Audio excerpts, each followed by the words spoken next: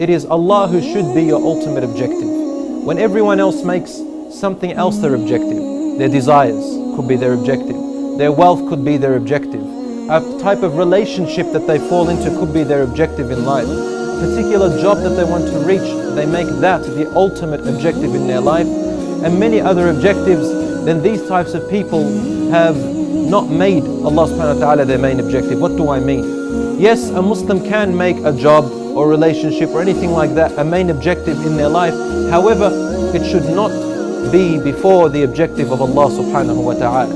I'll tell you what happens to people who make other things their main objective and their ultimate goal and forget that Allah subhanahu wa ta'ala and the hereafter is their objective. What happens to these people? When a person makes their family, for example, their ultimate objective, and their job their ultimate objective, and then they lose their job one day, or a member of their family dies, what happens to that person who has lost that ultimate objective in life?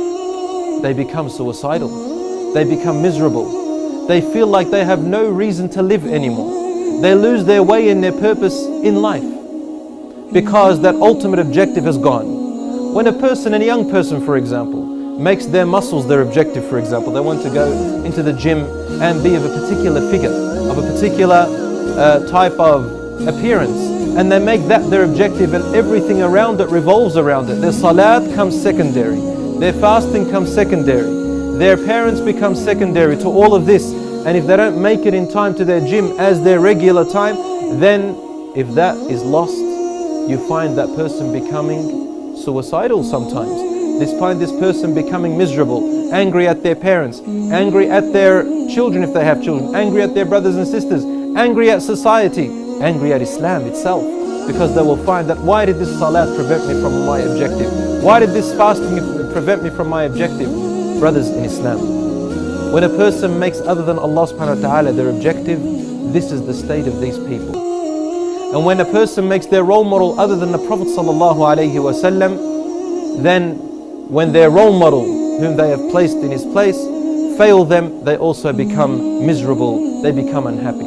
Brothers in Islam, when Allah subhanahu wa ta'ala created us, He put in us something very special, and He valued you with that. The thing which He valued us with was the reason why He ordered the angels to prostrate down to your father Adam alayhi salam, ultimately prostrating himself down to you. And Iblis refused because he knew your value. This spirit or this soul which Allah subhanahu wa ta'ala placed inside of us is what makes us valuable, and it needs to be nourished. And this soul has only one objective. Allah created it to have a very strong connection with Allah, its creator.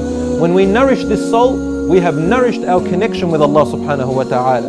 When we nourish this soul, then whatever you lose in life, your wealth, your health, your relationship with someone, some members of your family who die, an education which you could not reach up yet according to your objective, then you know that there is always something you can fall back on, and that is that soul, that ruh, which when you forget about it, the ruh begins to cry and yearn and say, where are you taking me? Why are you not nourishing me? Why do you only think about your body and your desires and you forgot about me? Why do you only think about your mind and you forgot about me? Why do you think about this and that and you forget about the thing which connects you with Allah subhanahu wa ta'ala? And so when a person becomes unhealthy, for example, and they haven't nourished their soul, what happens to them?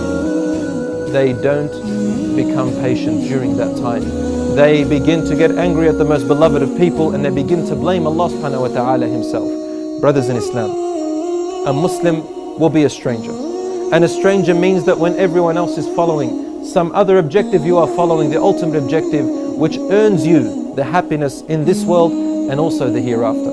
Your soul's happiness is a very important objective which connects you to Allah subhanahu wa ta'ala. But when I follow my desires and I follow worldly objectives, what happens to my soul? It dies out. When I follow these objectives, what happens to Allah subhanahu wa ta'ala and my salat and my fasting? It becomes secondary. Everything revolves around whatever you make as your objective. And brothers, we are a slave to something. Every single person has a God of some sort. Some people call it God, other people call it different names. We are a slave to something. What is a slave to something? When this particular thing governs your life, governs your time, revolves everything around it, then it becomes your God. If your salat becomes secondary to this objective, Your fasting becomes secondary to this objective. The people who have rights towards you, such as your parents, become secondary to this objective, then that objective becomes your God. This is what governs your life. And you know what happens when a person makes a particular objective other than Allah, their purpose? On the Day of Judgment, Allah subhanahu wa ta'ala will say, let that which you made your objective save you today.